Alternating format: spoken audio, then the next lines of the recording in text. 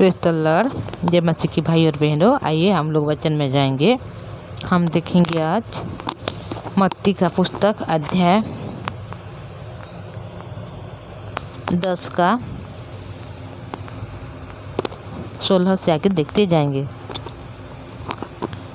देखो, मैं तुम्हें भेड़ों के समान भेड़ियों के बीच में से भेजता हूँ, इसलिए सांपों के समान बुद्धिमान और कबूतर के समान भोले बनो। परंतु तुम लोगों से सावधान रहो, क्योंकि वे तुम्हें महासभाओं में सौंपेंगे और अपनी पंचायत में तुम्हें कोड़े मारेंगे। तुम मेरे लिए हाकिमों और राजाओं के सामने उन पर और अन्य जातियों पर गवाह होने के लिए पहुँचाए जाओगे। जब वे तुम्हें पकड़ाएंगे तो यह चिंता ना करना कि हम किस रीति से या कहाँ कहेंगे, क्या कहेंगे, क्योंकि जो कुछ तुमको कहना होगा वह उसी घड़ी तुम्हें बता दिया जाएगा। तो भाई और बहनों, ये वचन जब हम देख रहे हैं तो यहाँ पर प्रभु यीशु मसीह ने ये बोला है अपने लोगों को कि देखो, तुम्हें भेड़ों के समान भेड़ियों के बीच में भेजता हूँ बोल के यहाँ पर परमेश्वर ने कहा है।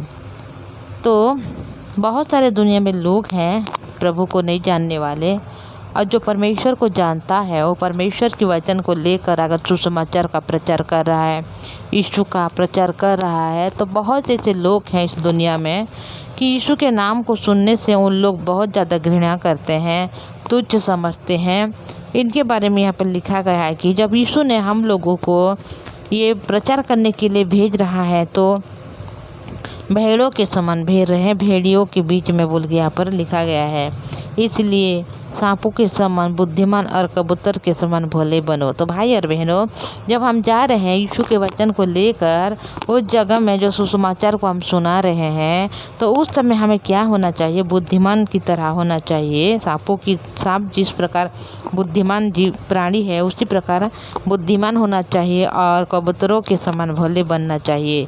परंतु लोग से सावधान रहो, क्योंकि वे तुम्हें महासभाओं में सौंपेंगे और अपनी पंचायत में तुम्हें कोड़े मारेंगे। तो भाई और बहनों, अगर हम यीशु के जीवन बिता रहे हैं तो ये जो वचन है सत्य का वचन, सत्य का सुसमाचार, अगर कोई इस वचन को जान पाएगा तो वह सचमुच में उद्धार को पाल लेगा, स्वर्गराज की बारिश हो जाएगा, यीशु की पुत्र कहलाएगा। इसी वजह से बहुत सारे जो लोग हैं इस बात को नहीं जानते कि सच में परमेश्वर को जानना, यीशु को जानना कितना महान बात है, कितना अमूल्य बात है, मूल्यवान बात है। तो इसीलिए लोग ने जो यीशु के नाम को लेने से बहुत सारे घृणा करते हैं और बहुत ताड़ना देते हैं, दुख देते हैं। और इस प्रकार भी होता है कि लोग पंचायत में कोड़े मारते हैं, सभाओं में सौंपेंगे बोल के यहाँ पर लिखा गया है। ये सारी बातें हैं भाई और बहनों। यीशु मसीह को भी इस प्रकार हुआ था। लोगों ने, जब उनकी कोई गलती भी नहीं थी, कोई उन्हें पाप भी नहीं किया, वो निष्पाप निष्कलंक थे, फिर भी लोगों ने उनको बहुत सारी दुख और ताड़ना को दी, कोड़े को मारे और बहुत सारे उनको इस प्रकार तड़पाया, इस प्रकार दर्द को दिया कि यीशु मसीह फिर भी वह कुछ भी नहीं बोले, बल्कि अपने सिर को झुकाए हुए चुपचाप खड़ा रहे। तो भाई और बहनों, यीशु जो सत्य है, यीशु जो मार्ग, यीशु जो जीवन है, अगर कोई यीशु के पास में आ रहा है, यीशु के सामने अगर कोई है तो वो सत्य को जान पाएगा, मार्ग को देख पाएगा और यीशु को जो जीवन है उनको पहचान लेगा। इसी वजह से बहुत सारे जो लोग हैं, ये शैतान की चाल है भाई और बहनों। कोई लोग अगर आपको यीशु के पास आने नहीं दे रहा है, कोई मनुष्य अगर आपको घृणा करता है यीशु के नाम बोलने से, तो आप डरिए मत, घबराइए मत, क्योंकि आप उनके पास में है, पर आपके भीतर में यीशु है जो वास करते हैं और आपको हर एक बातों में सुरक्षा करेंगे, आपकी हर एक समय में वह अनुग्रह दया करेंगे। तो भाई और बहनों, बहुत सारे ऐसे लोग हैं जो यीशु के नाम से बहुत ज़्यादा घृणा करते हैं और यीशु को नाम से बहुत सारे लोग तुच्छ समझते हैं। पर ये इसलिए होता है कि यीशु जो सत्य है, उस सत्य को कैसे करके उन लोग दबा के रखना चाहते हैं, ताकि उस सत्य को कोई भी ना जाने, उस वचन को कोई ना पहचाने, उस यीशु को कोई ग्रहण ना कर पाए, ताकि हर एक मनुष्य क्या हो जाए? नाश हो जाए, विनाश हो जाए और नरक में पड़े। क्योंकि ये मनुष्य की चाल नहीं भाई और बहनों, ये शैतान की चाल है।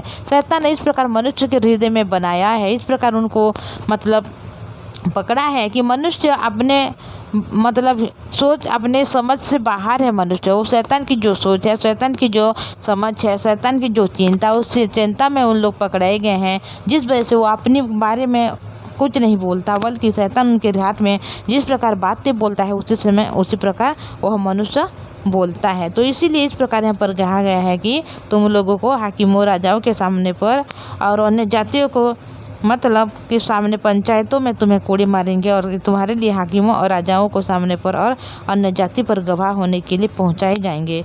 तब वे तुम्हें पकड़ाएंगे तो यह चिंता ना करना कि हम किस रीति से या क्या कहेंगे। तो भाई और बहनों, जब हम उसी मुसीबत में पड़े, कभी भी हमारे जीवन इस प्रकार हो, तो हम कभी भी ना डरें। वो हम ये न सोचें कि हम क्या कहें, क्योंकि उस समय क्या होगा, कुछ तुमको कहना होगा, वह उसी घड़ी तुम्हें बता दिया जाएगा।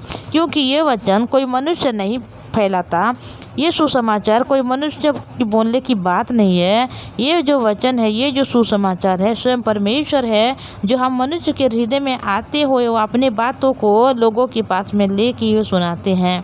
तो ये बातें हम नहीं कर पाएंगे भाई और बहनों, क्योंकि हम मनुष्य के इस बस की बात नहीं है कि हम यीशु के इस बारे में बात कर सकें, यीशु को सुसमाचार को प्रचार कर सकें, हम नहीं कर पाते हैं। पर यीशु है जो हमारे हृदय में रहता है, वो हमें ऐसे रास्ता को दिखाता है, तब हमें वहाँ पर जाते हैं और सुसमाचार को बोलते हैं।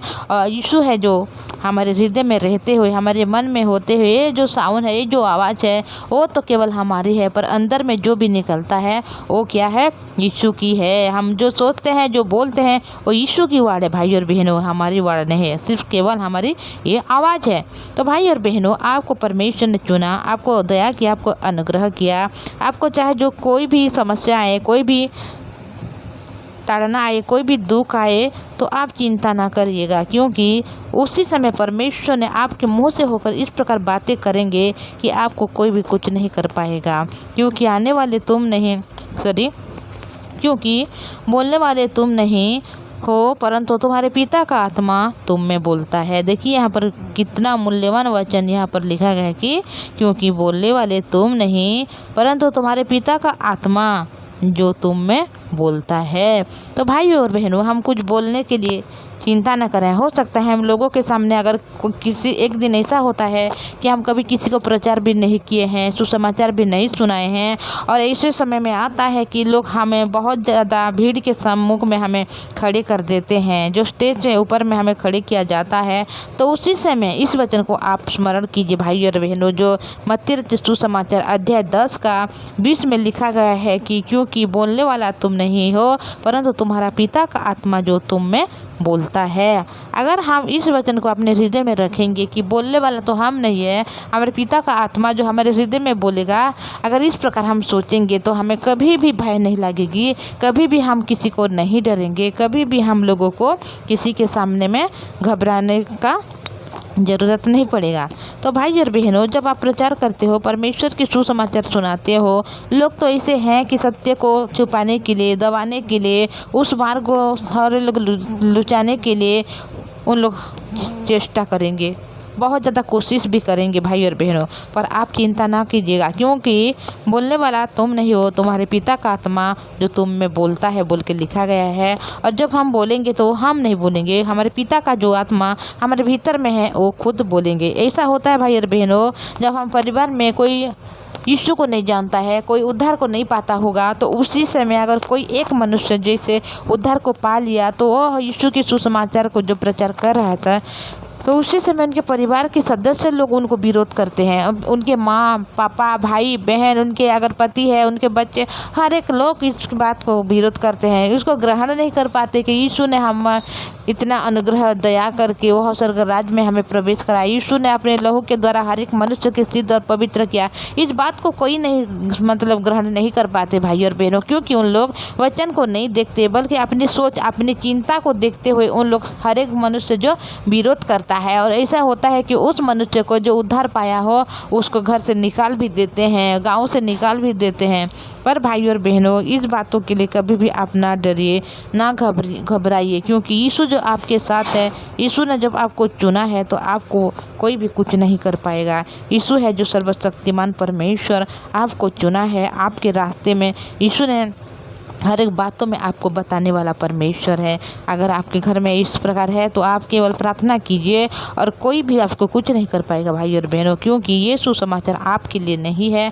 ये सुसमाचार आपने नहीं प्रचार करे, बल्कि आपके अंदर जो यीशु है वह खुद प्रचार कर रहा है। तो हम यीशु जो करते हैं तो हर एक काम उत्तम होता है। यीशु जो करते हैं तो हर एक कामों में अनुग्रह मिलता है। यीशु जब करते हैं तो हर एक कामों में हमें आशीष मिलता है। हालांकि हम घर में अकेले हैं, फिर भी हम कभी भी ना डरें ना घबराएं, क्योंकि यीशु हमारे साथ है तो हमारे विरुद्ध कोई भी कुछ नहीं कर सकता। यीशु हमें हमेशा संभालेंगे, हमेशा आशीष देंगे और हमेशा हमें अनुग्रह के साथ रखेंगे। हमारे परिवार के हृदय को, मन को भी वह बदल सकते हैं। तो भाई और बहनों, आज मैं इतना बोलूँगी। आगे हम हर एक बातों को देखेंगे, जानेंगे और समझेंगे।